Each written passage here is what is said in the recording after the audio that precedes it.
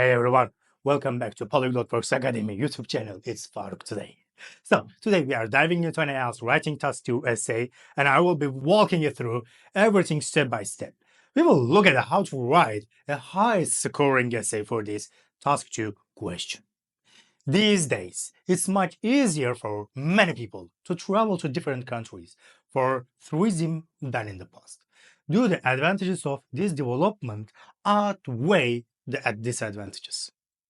As always, our aim is to help you understand how to structure your ideas clearly and logically, just like a Band 9 candidate would. So first, let's look at the essay as a whole. I will read it paragraph by paragraph, and I will show you everything. And I will also show you the left side on your screen. So let's start with the introduction. In recent decades, international travel has become significantly more accessible, allowing millions to explore new cultures and destinations with ease.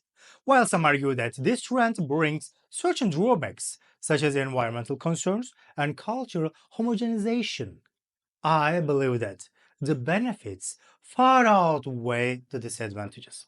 As you can see, I opened the essay by paraphrasing the question and clearly stating my opinion. That is important. Even in advantage versus disadvantage questions, IELTS expects you to show a clear side. Notice how I didn't go into details here. I just introduced the topic and gave a balanced thesis. This is exactly what an introduction should do. So now let's move to the first body paragraph. One of the most significant advantages of easier global travel is the promotion of cultural exchange and understanding. When people visit foreign countries, they are exposed to new ways of life, beliefs, and traditions. This is not only broadens their worldview, but also helps reduce prejudice and misconceptions. For example, a tourist visiting Japan may return home with a deep appreciation for values like respect and community, which can positively influence their own society.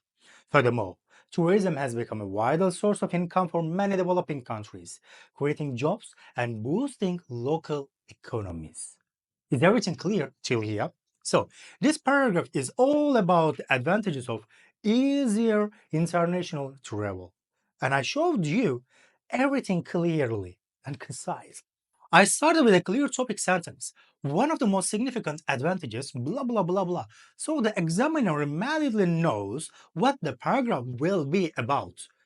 Okay? Then I gave you two well-developed ideas: cultural exchange, economic benefit to developing countries. So these are enough.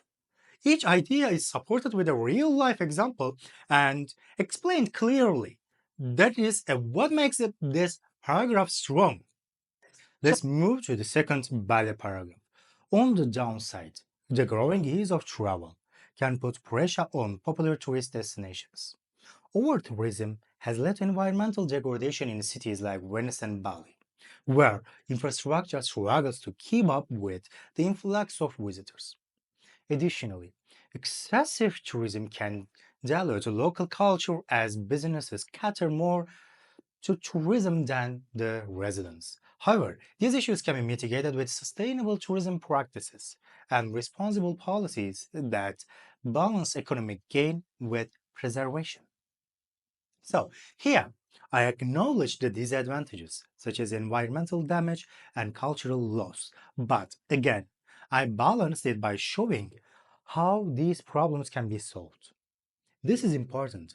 Even though I agree that advantages are stronger, I didn't ignore the other side. I showed awareness and gave solutions, which is key to scoring high in task response and cohesion and coherence. Clear? So let's move. Let's look at the conclusion. In conclusion, although there are undeniable challenges associated with the growth of international tourism, its positive effects on cultural understanding and economic development are far more substantial. With proper regulation, the advantages of easier global travel will continue to outweigh the disadvantages. Perfect. A good conclusion should restate your own opinion and summarize your main points without repeating them word for word. I use linking phrases like in conclusion and although to make my sentence and my actually position crystal clear. So let's quickly review the key elements that made this a strong essay. First one, a clear and relevant introduction. Two, well organized by the paragraphs with supporting ideas. And then third one, balanced tone, even with a clear opinion. And then four, a concise and confident conclusion. If you follow this structure and plan your ideas before writing, you will directly closer to a band 8 or even band 9 in IELTS Writing Task 2. So do not forget to pause this video and read the essay again to write a similar one on your own. And of course, subscribe for more IELTS breakdowns and real examples, guys. So thanks for watching. See you in the next video.